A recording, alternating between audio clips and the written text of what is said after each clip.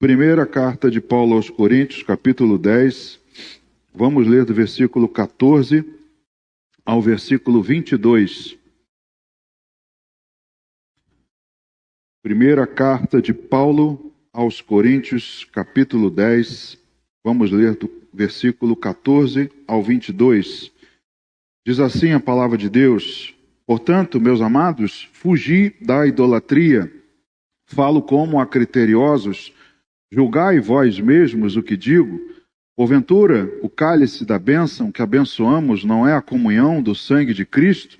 O pão que partimos não é a comunhão do corpo de Cristo? Porque nós, embora muitos, somos unicamente um pão, um só corpo, porque todos participamos do único pão. Considerai o Israel segundo a carne. Não é certo que aqueles que se alimentam dos sacrifícios são participantes do altar? Que digo, pois, que o sacrificado ao ídolo é alguma coisa? Ou que o próprio ídolo tem algum valor? Antes, digo que as coisas que eles sacrificam é a demônios que as sacrificam e não a Deus. E eu não quero que vos torneis associados aos demônios. Não podeis beber o cálice do Senhor e o cálice dos demônios. Não podeis ser participantes da mesa do Senhor e da mesa dos demônios. Ou provocaremos zelos no Senhor? Somos, acaso, mais fortes do que Ele? Amém. Vamos orar. Deus bendito, obrigado pelo privilégio que o Senhor nos concede no dia de hoje, de ouvirmos Tua palavra.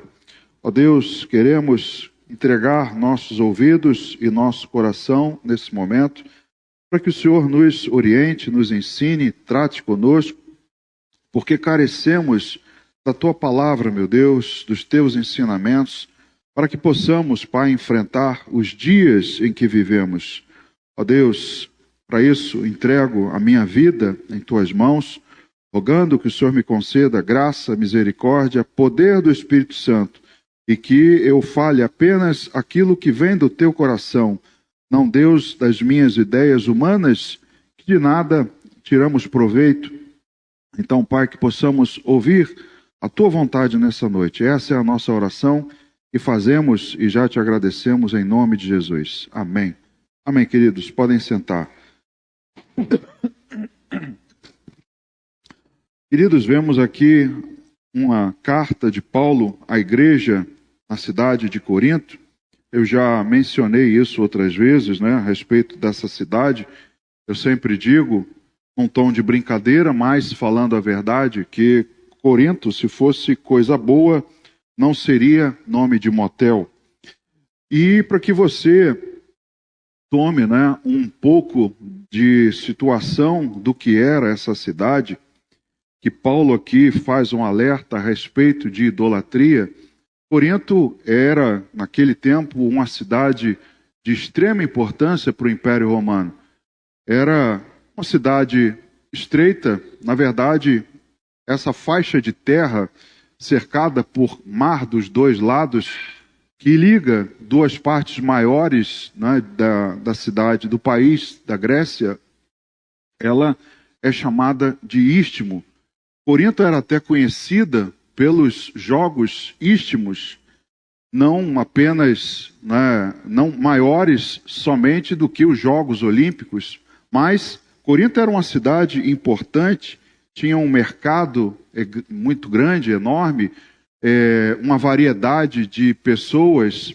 Ela era colonizada pelos romanos, alguns até ex-soldados do exército romano, mas também de viajantes, alguns escravos e também judeus. Então era uma cidade que tinha gente de tudo quanto era lado, muitas línguas sendo faladas, um trânsito enorme, e, como nós vimos aqui, muito idólatra. Uma cidade que já havia herdado do povo grego a idolatria e trazendo povos de outros lugares. Era uma cidade em que havia muita idolatria, uma delas até relacionada com rituais sexuais. Muitos dos rituais que se produziam ali, dos sacrifícios, inclusive, eram a deuses cananeus, que eles acreditavam que, fazendo assim rituais envolvendo orgias, não é à toa que a palavra korantianizomai significa agir como um depravado sexual. Então, aquilo era normal na cidade de Corinto. Havia sacrifícios sendo feitos, havia então altares oferecendo esses sacrifícios, e uma parte desses sacrifícios de animais era vendido no mercado, um mercado também muito movimentado. E Paulo, no capítulo 11, até vai falar da ceia, né? Que nós muitas vezes lemos os versículos aqui no momento da ceia. Havia a necessidade de os cristãos irem a esse mercado para comprar a comida, a carne inclusive, para participar junto com os irmãos da ceia. E muitos desses irmãos eram convidados, inclusive, por outras pessoas que ainda não conheciam a Jesus, para sentar-se à mesa e comer, inclusive, das carnes desses animais sacrificados. Não é à toa que Paulo, nessa carta, lá no capítulo 8, já ensina a respeito disso. Devo comer a carne de animais sacrificados a ídolos? Era já uma dúvida que eles perguntam ao apóstolo Paulo. E aqui no capítulo 10 ele fala que o povo não deveria ser idólatra. Paulo menciona aqui os 5 pecados que fizeram com que o povo não entrasse em Canaã, né? A idolatria, a cobiça, a imoralidade, a murmuração, pôr o Senhor à prova. Porém, desses, Paulo é específico quando fala da idolatria. Ele diz a respeito dela aqui no versículo 14, meus amados, fujam da idolatria. Curioso que ele não diz enfrente a idolatria. Ele diz fuja da idolatria. Então ele escreve essa carta a esse povo, dentre outros problemas que havia nessa cidade, nessa igreja. Ele escreve a eles ensinando a respeito de várias coisas, porém alertando a respeito da idolatria. Algo que fazia parte do cotidiano deles. E a gente até pode dizer, irmãos, que faz parte do nosso cotidiano. Se a gente fizesse hoje um paralelo da cidade do Rio de Janeiro com Corinto, não tem muita diferença, não. A gente não tem mais, não é, um lugar em que os animais eram sacrificados.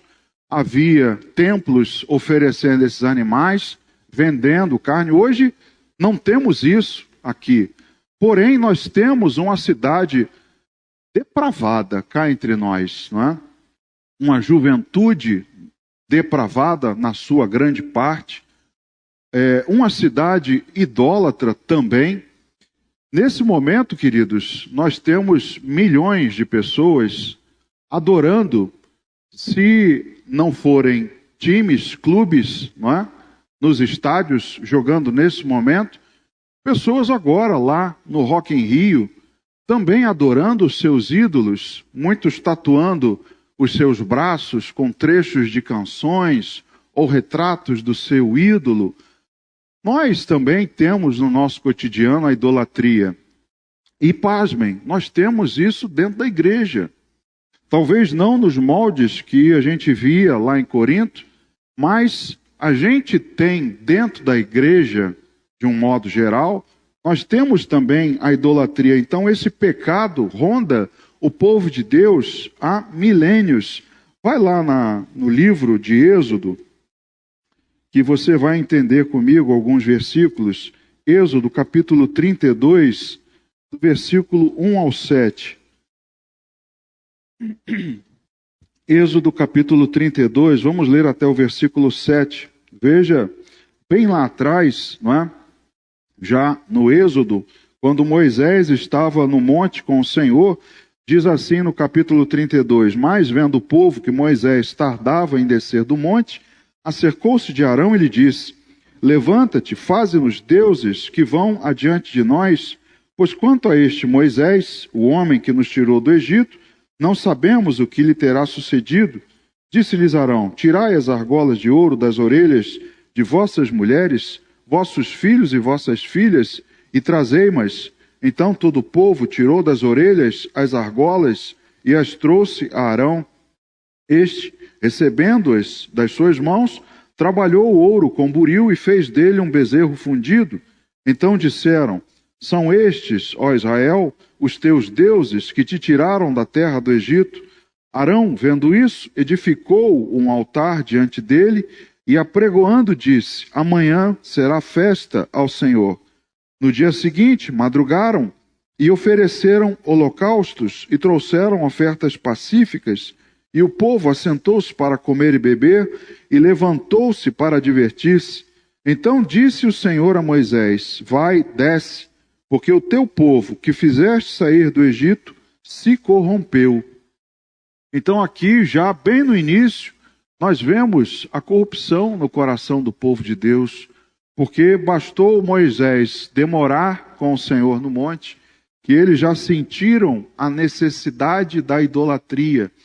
Eu preciso adorar alguém, eu preciso ter, ainda que seja um objeto, para me conduzir, não é? Eu tenho que ter essa idolatria, essa adoração. Então, esse pecado, irmãos, não é novo. E Paulo, quando escreve à igreja, lá no capítulo 8, quando ele fala das coisas sacrificadas aos ídolos, ele menciona os fracos, porque alguns, no início, não têm o conhecimento. E esses, por causa da sua consciência fraca, podem acabar com essa conduta servindo aos ídolos. Podem acabar, né, na idolatria. Então, era algo que rondava já o povo de Deus e ronda ainda hoje no nosso tempo. E você também vai ver na Bíblia que vários reis, né, que foram relatados levaram o povo à idolatria. Algo expressamente proibido por Deus no mesmo livro de Êxodo, um pouquinho antes, lá no capítulo 20. Veja o que diz do verso 2 ao verso 6. Êxodo capítulo 20, do verso 2 ao 6. Eu sou o Senhor teu Deus, que te tirei da terra do Egito, da casa da servidão. Não terás outros deuses diante de mim. Não farás para ti imagem de escultura, nem semelhança alguma do que há em cima nos céus, nem embaixo da terra, nem nas águas debaixo da terra.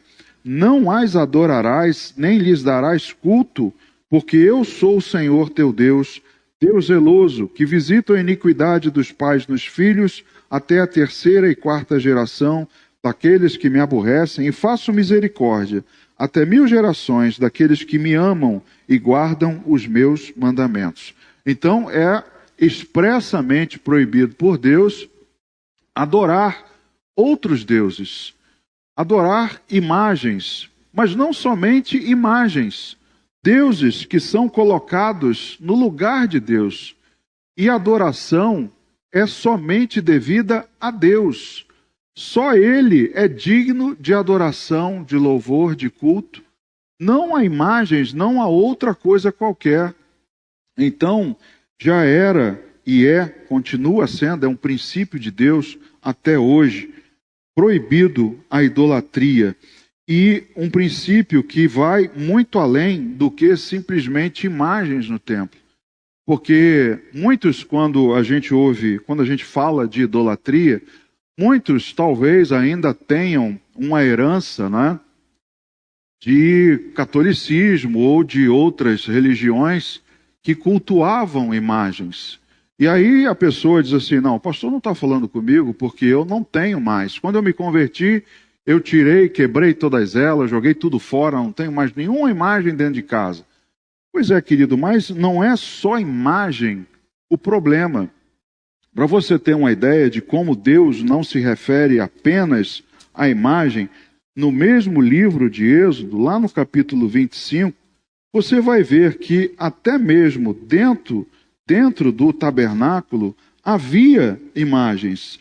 Êxodo capítulo 25, verso 18, diz assim: farás 2 querubins de ouro batido os farás, nas 2 extremidades do propiciatório.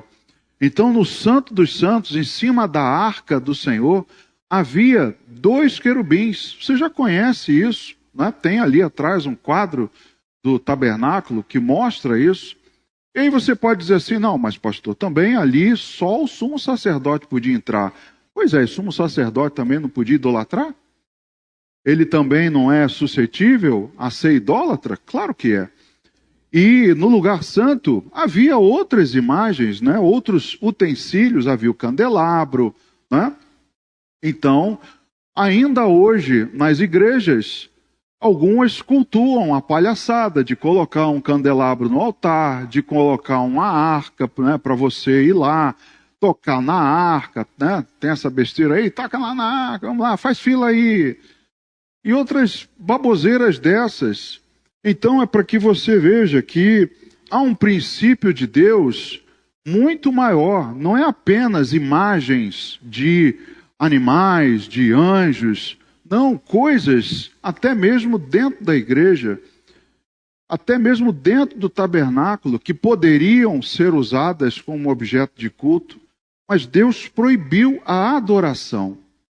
Então, é um princípio de Deus muito maior do que simplesmente imagens. Então se engana aquele que não se acha idólatra ou se acha isento da idolatria porque não tem nenhuma imagem dentro de casa. Você vai ver que há sim possibilidade de você ser idólatra. Então devemos tomar muito cuidado com isso. Então o apóstolo Paulo dá uma ênfase especial a esse pecado que tira Deus de onde ele deveria estar, no primeiro lugar. A idolatria é tirar Deus do primeiro lugar e colocar alguma coisa lá naquele povo, naquele momento lá, né, quando saíram do Egito, colocaram um bezerro, mas talvez você hoje esteja colocando outra coisa no lugar de Deus. E é isso que o princípio diz. Não adorarás outros deuses. Podemos estar colocando coisas no lugar de Deus. Podemos estar criando deuses. Porque eu devo fugir da idolatria? Nós somos participantes de que comunhão?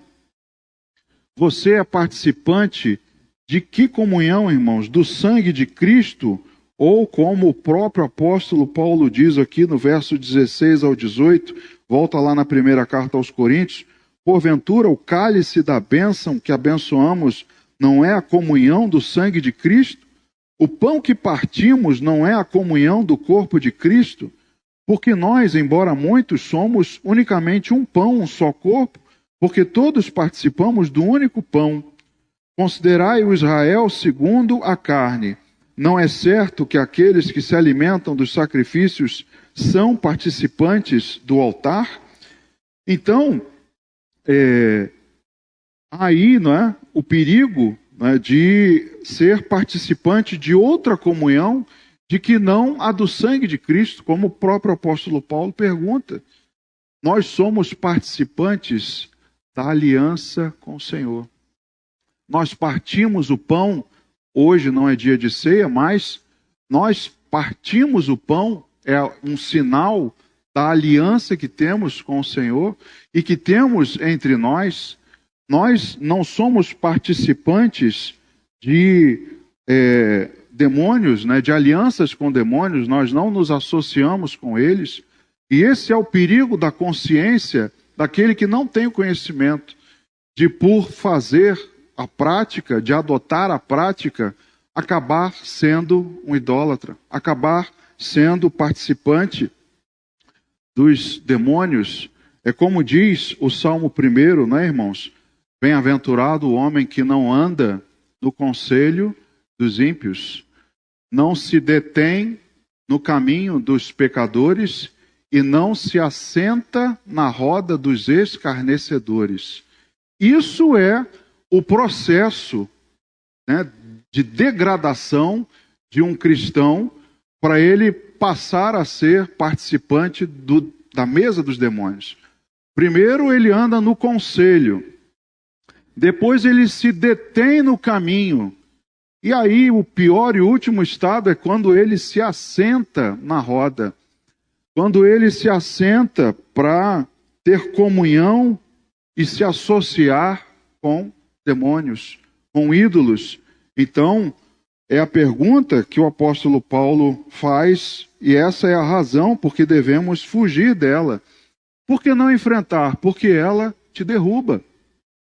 Há 2 domingos atrás, não esse, mas o anterior, à noite, ouvimos aqui a palavra a respeito, até algo não comum na nossa igreja, mas ouvimos a respeito do diabo, de por que não devemos dar lugar a ele, dar brecha a ele, porque corremos o sério risco de sermos enredados, de sermos enganados, de cairmos na sua artimanha, nas suas ciladas.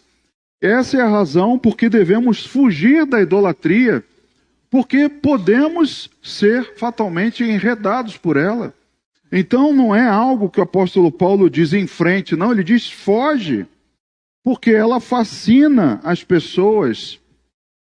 Veja como estão hoje as pessoas fascinadas por aí, no Rock in Rio. Você deve ouvir, algumas notícias, e quando eu evito ouvir notícias, tá, irmãos?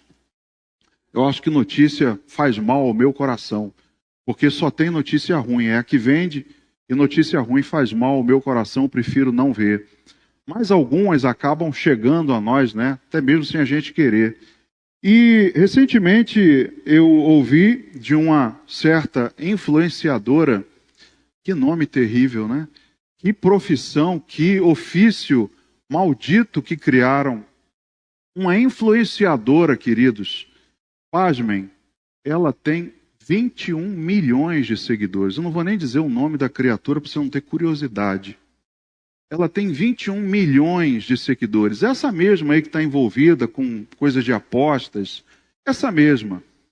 Você acha pouco, irmãos? 21 milhões é a população de Portugal e Suíça juntas. Ela tem mais seguidores, ela tem quase o dobro do que Portugal tem de habitantes. Tem influenciador com mais de 100 milhões de seguidores. Pessoas que, na minha época de adolescente, até um pouco mais novinho, aqueles que tinham seguidores e admiradores eram aqueles que estavam na TV, algum artista, alguns até tinham algum talento. Hoje, com o YouTube, qualquer mané, desculpem a expressão, qualquer mané vira figura. E tem um monte de gente indo atrás. Eu não entendo como eu não vejo nada numa pessoa dessas que eu possa seguir. Queridos, eu não sou seguidor, eu não sou fã nem de influencer gospel.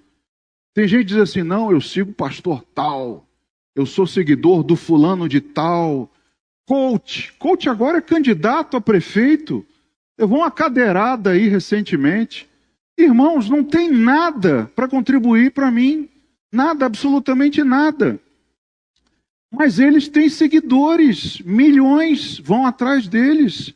Porque há um fascínio em volta disso. Então é fácil iludir uma pessoa. É fácil você se tornar ídolo. Basta com que você tenha algo bem raso, bem rasteiro para oferecer, e muitos vão atrás de você. Então, há esse perigo, por isso eu devo fugir, porque ela fascina. A idolatria fascina as pessoas e é fácil influenciar. E aí, quando Deus diz que vocês não vão se associar com os povos ao redor, principalmente os cananeus. Os cananeus são idólatras. Os cananeus sacrificam filhos, sacrificam queimando e imolando.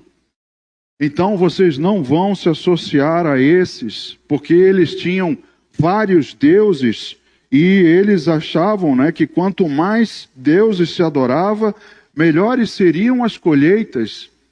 E aí o povo de Deus trocou o verdadeiro Deus, aquele que disse que não iriam adorar a nenhum outro senão ele, esses vão atrás dos deuses cananeus e começam a participar dos seus sacrifícios.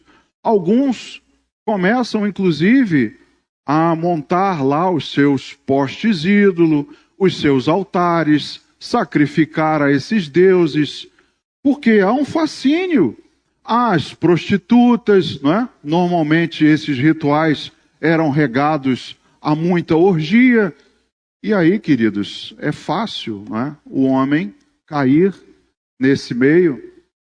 Então há um fascínio em volta disso, seduz porque não exige altos padrões morais. Eles não precisavam seguir a lei e o padrão moral era muito mais baixo. É muito melhor seguir esse daí do que o Deus verdadeiro, porque o Deus verdadeiro, o sarrafo é lá em cima. Esses aqui não, esse aqui qualquer coisa serve. Então vamos atrás deles. É como nós vemos hoje. Basta seguir qualquer idiota, porque eu exijo pouco. Então alguém que dê uma migalha a mais do que eu tenho na cabeça, já estou seguindo. E eles estão aí com multidões atrás deles. Então, os padrões morais, a gente joga fora. Há um elemento de oferecer uma vantagem que satisfaz o aqui e o agora. Então, por isso que a idolatria é um perigo, fascina as pessoas, e era tudo isso o que o povo de Deus foi enredado. Veja aí os versículos 19 e 20 de 1 aos Coríntios 10. Que digo, pois, que o sacrificado ao ídolo é alguma coisa? Ou que o próprio ídolo tem algum valor? Antes, digo que as coisas que eles sacrificam é a demônios que as sacrificam e não a Deus. E eu não quero que vos torneis associados aos demônios. Então o apóstolo Paulo diz, o sacrificado ao ídolo é alguma coisa? O ídolo tem algum valor? Nenhum. Zero. Valor zero. Mas fascinava. Então Paulo diz a respeito da idolatria, fuja, seja sábio, fuja da idolatria. Então, irmãos, nós precisamos olhar para algumas coisas. Eu separei 3 pontos aqui, que podemos estar colocando no lugar de Deus. E isso é o alerta que hoje Deus nos dá. Fuja disso. Vou dizer 3 que eu considero os mais comuns, mas você talvez pense em outros por aí. O primeiro deles, irmãos, que talvez seja o mais famoso e mais corriqueiro, é o dinheiro. Abre lá, em Eclesiastes, capítulo número 5. Eclesiastes, capítulo 5, no versículo 10. Há várias passagens na Bíblia a respeito do dinheiro, mas Eclesiastes 5,10 diz: quem ama o dinheiro jamais dele se farta, e quem ama a abundância nunca se farta da renda. Também isto é vaidade, é vazio. Jesus disse que ninguém pode servir a 2 senhores. Ou você serve a Deus, ou você serve às riquezas. Não, ele diz também em outra ocasião que dificilmente um rico entra nos céus.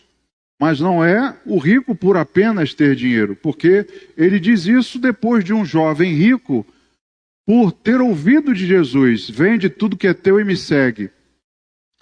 Ele colocava o dinheiro e os seus bens acima de Jesus. E isso ele não podia abrir mão. Então não é um rico entrar no reino dos céus que é proibido. É um rico que ame ao seu dinheiro mais do que a Jesus. Isso não entra nos céus. Então, há várias passagens na Bíblia a respeito do amor ao dinheiro. E o dinheiro, irmãos, é algo que derruba e tem derrubado muita gente na igreja. Muitos líderes têm caído por causa do dinheiro. Uma vez que têm contato com ele, lidam com ele, vem aquela montanha de dinheiro, eles ficam iludidos, fascinados. E aí acabam se rendendo a isso como se fosse um Deus. Vai lá na primeira carta do mesmo apóstolo Paulo a Timóteo, um versículo que você também conhece, 1 Timóteo, capítulo 6, do verso 3 ao verso 11. Olha só, se alguém ensina outra doutrina e não concorda com as sãs palavras de nosso Senhor Jesus Cristo e com o ensino segundo a piedade, é enfatuado, nada entende, mas tem mania por questões e contendas de palavras, de que nascem inveja, provocação, difamações, suspeitas malignas, altercações sem fins, por homens cuja mente é pervertida e privados da verdade, supondo que a piedade é fonte de lucro. De fato, grande fonte de lucro é a piedade com o contentamento, porque nada temos trazido para o mundo, nem coisa alguma podemos levar dele. Tendo sustento e com que nos vestir, estejamos contentes. Ora, os que querem ficar ricos caem em tentação e cilada, e em muitas concupiscências insensatas e perniciosas, as quais afogam os homens na ruína e perdição. Porque o amor do dinheiro é a raiz de todos os males, e alguns, nessa cobiça, se desviaram da fé e a si mesmos se atormentaram com muitas dores.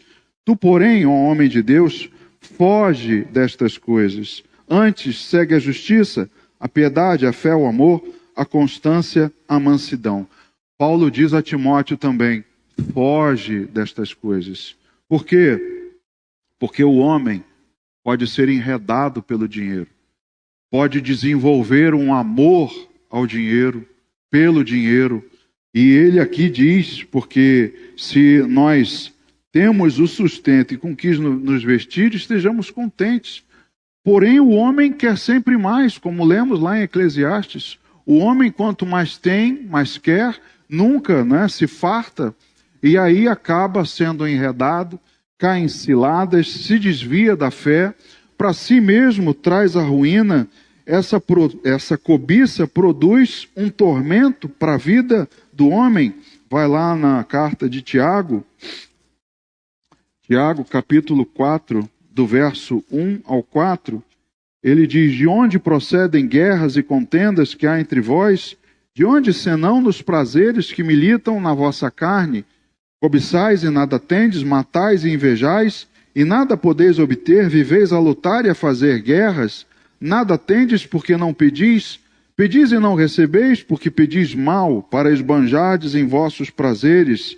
Infiéis, não compreendeis que a amizade do mundo é inimiga de Deus? Aquele, pois, que quiser ser amigo do mundo, constitui-se inimigo de Deus. Então, há um tormento na vida de quem deseja apenas ter os seus prazeres carnais atendidos. Se esbanjar nos seus prazeres, isso o dinheiro dá. As pessoas que têm dinheiro o querem para se esbanjarem nos seus prazeres. Não é para dar aos pobres, distribuir, não é compartilhar, nada disso. Ele quer para se esbanjar mesmo. Ele quer, se pudesse, fazer igual o tio Patinhas, construir um cofre e nadava lá, uma piscina de dinheiro. Irmãos, esse é o perigo do dinheiro. Traz o tormento. E muitos, repito, muitos na igreja estão colocando dinheiro no lugar de Deus. Estão servindo a esse Deus. Estão trazendo tormento para dentro da sua própria casa. Vai lá no livro de Provérbios. Provérbios, capítulo 15, versículo 27. Provérbios 15, 27. Diz assim, o que é ávido por lucro, desonesto, transtorna a sua casa, mas o que odeia o suborno, esse viverá. Então, aquele que tem um desejo ávido por lucro, e a maior parte das vezes esse lucro é desonesto, ele traz um transtorno para a sua própria casa. Então não é algo, né, que te traga paz. E ao passo que aquele que odeia o suborno, diz a Bíblia, que esse viverá. Aquele que está contente em ter o que se vestir, com ter o que comer, esse viverá. Ele tem mais do que simplesmente comer e vestir? Amém. Mas ele sabe lidar com isso? Amém também, glória a Deus. Porque aquele que não sabe, deixa a sua vida ser enredada, a sua casa ser atormentada, a sua família ser destruída, porque o dinheiro, irmãos, não dura para sempre. Nem todo o dinheiro do mundo dura para sempre. Quantos e quantos milionários, né, pessoas ricas, você já conheceu ao longo da sua vida? Ou homens que ajuntaram dinheiro, deixaram para os seus filhos, e os seus filhos gastaram tudo e hoje vivem na miséria?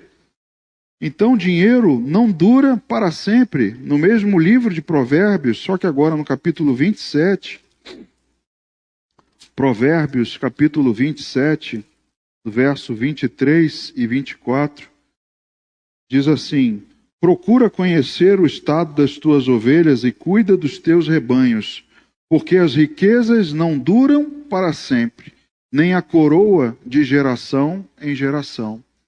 O que é mais útil para você?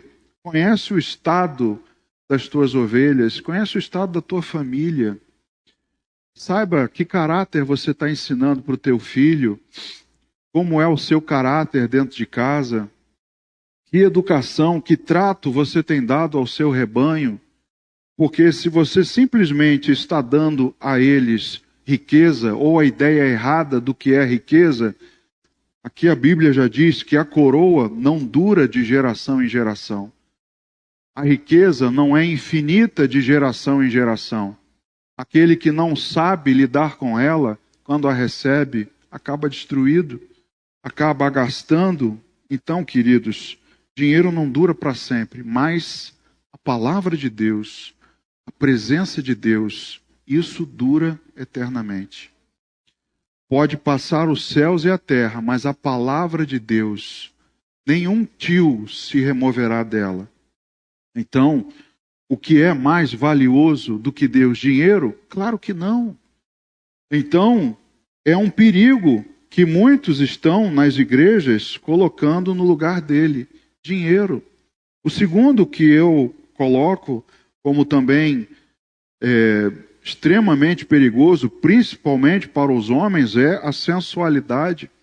A sexualidade, como eles viviam lá, era uma constância na cidade de Corinto. Abre aí no capítulo 10 que nós lemos, no versículo 8, um dos pecados, né, que Paulo adverte a eles e que foi uma das causas do povo não ter entrado em Canaã. 1 Coríntios 10, 8, ele diz: e não pratiquemos imoralidade, como alguns deles o fizeram e caíram num só dia 23 mil. Veja, irmãos, o perigo da imoralidade, da sensualidade, e ninguém está livre desse pecado.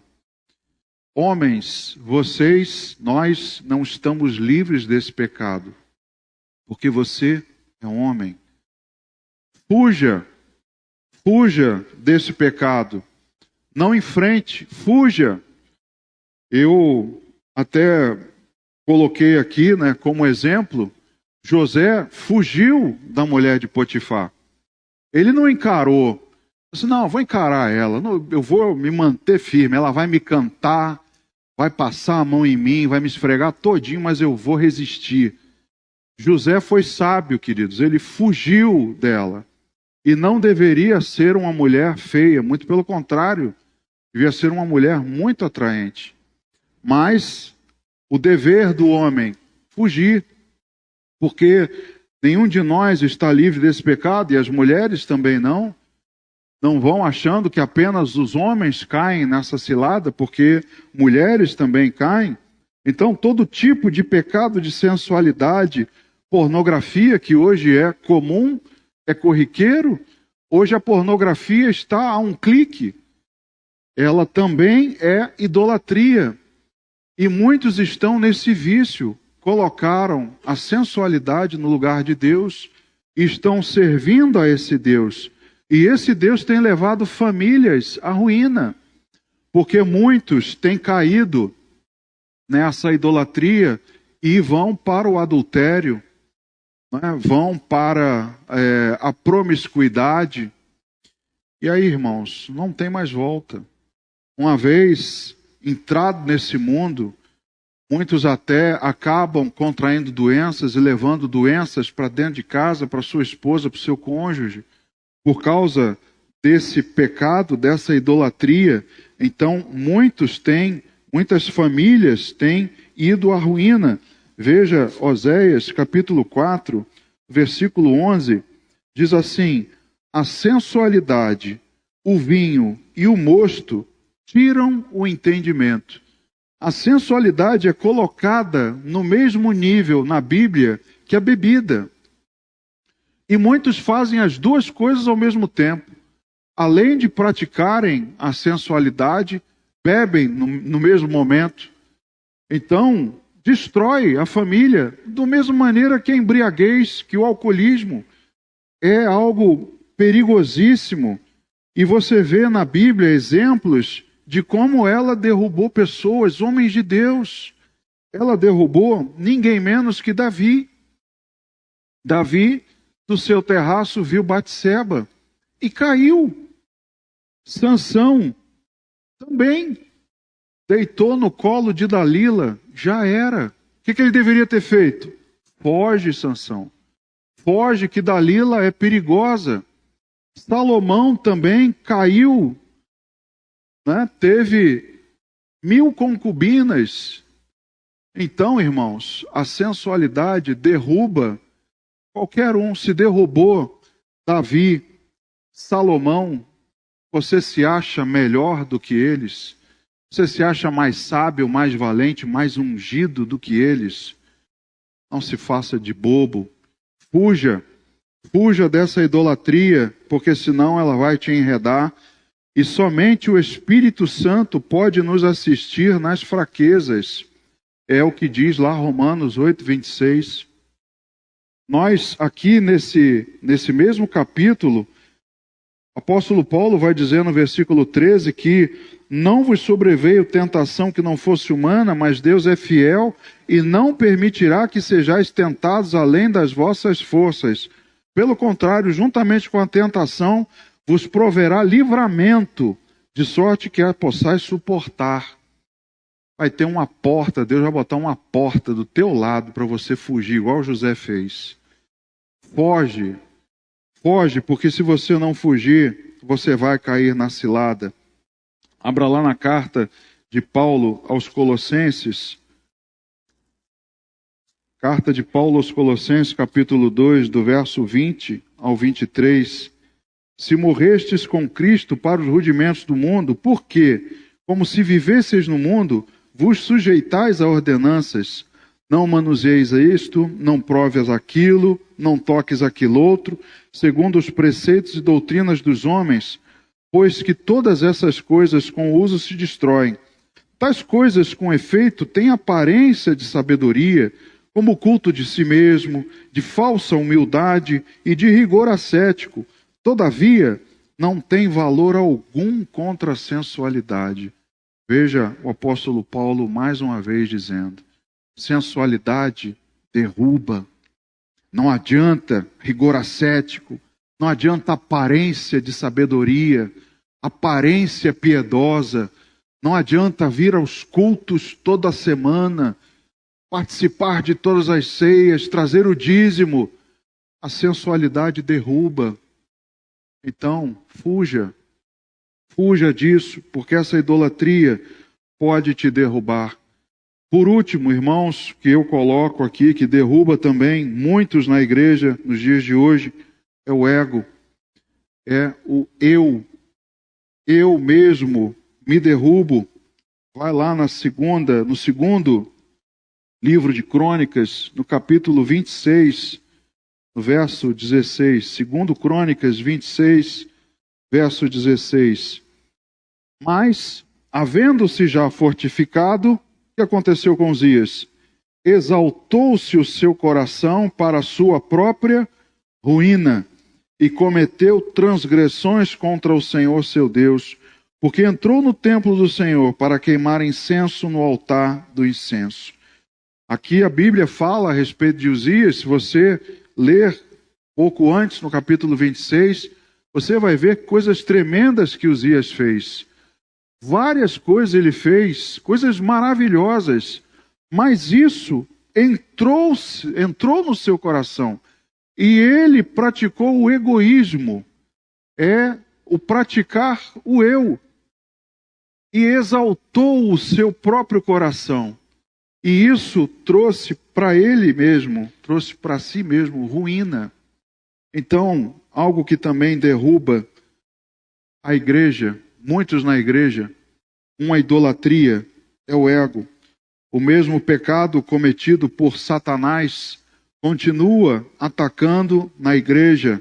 Lá na terceira carta de João, os versículos 9 e 10, diz assim: escrevi alguma coisa à igreja, mas Diótrefes, que gosta de exercer a primazia entre eles, não nos dá acolhida. Por isso, se eu for aí, far-lhe-ei lembradas as obras que ele pratica, proferindo contra nós palavras maliciosas, e não satisfeito com estas coisas, nem ele mesmo acolhe os irmãos, como impede os que querem recebê-los e os expulsa da igreja. Então, a igreja já tinha gente se achando melhor do que os outros. Diótrefes era alguém que gostava de exercer a primazia, alguém, que se exaltava, alguém que achava, que a sua pessoa, a sua sabedoria, a sua capacidade era maior que a dos outros.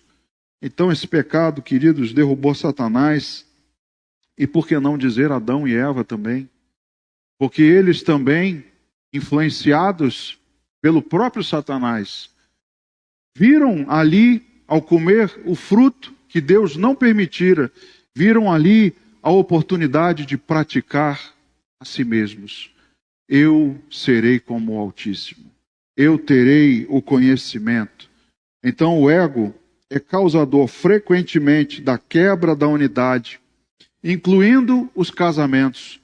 Muitos casamentos acabam porque há o egoísmo de um dos cônjuges.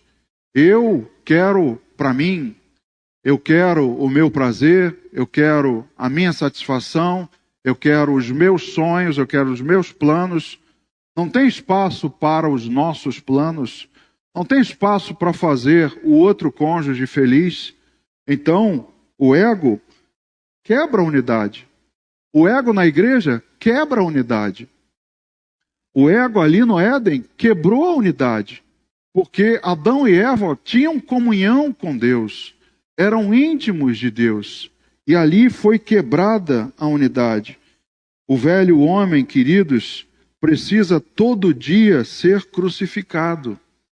Todo dia ele quer se exercitar, ele quer fazer aquilo, que traz satisfação para a sua carne. Veja o que Paulo diz na carta aos Gálatas, no capítulo 5, no verso 24. Ele diz: e os que são de Cristo Jesus crucificaram a carne com as suas paixões e concupiscências. Então, todos nós devemos, dia a dia, crucificar o velho homem. Amanhã, o seu velho homem, a sua velha natureza, vai querer se exercitar, vai querer ser satisfeita, e cabe a nós, auxiliados pelo Espírito Santo, que é quem nos assiste nas nossas fraquezas, nos ajudar, nos fortalecer, para que a gente possa suportar, subjugar a carne, alimentando o Espírito. Então, cabe a nós, irmãos, buscar a Deus, e se permanece escravo do seu ego, não se submete a Cristo. Se eu sou idólatra de mim mesmo, se eu adoro a mim mesmo, eu não tenho espaço para adorar a Cristo. Eu não tenho como colocá-lo no meu lugar. E aí Deus perde o seu lugar. Jesus, não é, pode estar perdendo lugar para você mesmo. Queridos, veja como isso é sério. Jesus abriu mão da sua própria glória para cumprir com os planos de Deus, para o plano da salvação. Ele abriu mão da sua glória. E muitos na igreja, esse domingo nós até cantamos um louvor que me faz pensar algumas vezes. Abro mão dos meus planos, abro mão dos meus sonhos. Quando eu vejo esse louvor, me vem à cabeça a pergunta: será que todos vão mesmo abrir mão? Porque ele abriu mão da sua glória, por mim, pela minha salvação, pela sua. Mas será que nós somos capazes de abrir mão dos nossos sonhos por ele? Ou será que ficamos apenas aqui no momento de louvor e depois não abro mão? Não abro porque, afinal de contas, eu me valorizo, eu mereço, eu sou merecedor, eu quero. Então, irmãos, veja como isso é perigoso. Então, o ego pode levar o homem à própria ruína. E leva, e tem levado muitos nas igrejas por aí, à própria ruína. Então, queridos, para a gente terminar, voltando lá na primeira carta aos Coríntios, lá no capítulo 10 que nós lemos, veja o que diz o versículo 21. Não podeis beber o cálice do Senhor e o cálice dos demônios. Não podeis ser participantes da mesa do Senhor e da mesa dos demônios. O idólatra não pode estar em comunhão com Deus. Se uma dessas coisas, dentre outras, há muitas mais que eu não citei aqui, somente essas três já derrubam multidões. Se não atentarmos para essas e outras coisas, saiba que você não pode estar em comunhão com Deus. Porque você está colocando outra pessoa no lugar de Deus. E aí acabou o relacionamento com Ele. Então, quantas coisas podemos mais imaginar como idolatria? Sua cabeça vai longe. Quando você sair daqui, medita sobre isso, que pode estar na minha vida sendo colocada no lugar de Deus. Talvez você não esteja nem aí para o dinheiro, talvez você não esteja nem aí para a sensualidade e para você mesmo, mas será que tem outra coisa que está tirando Deus do seu devido lugar? Então, irmãos, cuidado com a idolatria. Nós lemos aqui, Deus é zeloso com as suas coisas. Provocaremos o Senhor, os zelos do Senhor? Será que nós iremos provocar? Porque Ele tem cuidado com o que é seu. Se você é dele, Ele tem cuidado com você. Então, muito cuidado com a idolatria, porque o inimigo vai fazer de tudo para tirar Deus do lugar que Ele tem que estar, do primeiro lugar na sua vida. Então, o inimigo não vai descansar até conseguir isso. Então, cuide da sua vida espiritual. Adore somente a Deus e fuja da idolatria, queridos, enquanto há tempo. Enquanto há tempo. Se você ainda não caiu, fuja enquanto há tempo. Não queira enfrentar nenhuma delas. Faça como o apóstolo Paulo disse. Fuja da idolatria. Amém? Vamos ficar em pé, vamos orar.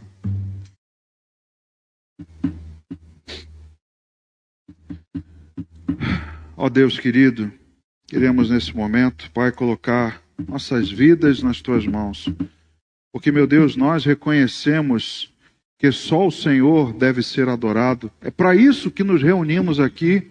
É para isso que cada um de nós saiu das suas casas depois de um dia de trabalho, no meio da semana, para adorar ao único Deus. Não queremos, Pai, colocar ninguém no Teu lugar. Mas, Deus, muitas vezes somos fascinados, somos enredados, como muitos estão hoje e durante todos os dias. São fascinados facilmente por pessoas que nada têm a oferecer, por instituições, por clubes, por tantas outras coisas, Pai, por partidos, seja lá o que for, meu Deus. Tantos estão por aí enfeitiçando pessoas e levando multidões, meu Deus, como prova do seu triunfo, carregando multidões em triunfo, em vez do Senhor Jesus. O Senhor Jesus nos conduz em triunfo, porque nós queremos ser despojo dele. Mas o inimigo tem carregado multidões como seu despojo. Ó Pai, nos livra dessas coisas. Que nós possamos identificar o mal em cada um de nós.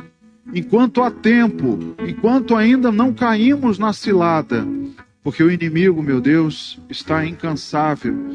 Quanto mais o dia se aproxima, mais incansável, mais ele diligente fica. Então, meu Deus, que a tua igreja possa abrir os olhos para essas coisas e que possamos adorar somente ao Senhor. Essa é a nossa oração e que fazemos, Pai, te agradecendo em nome de Jesus.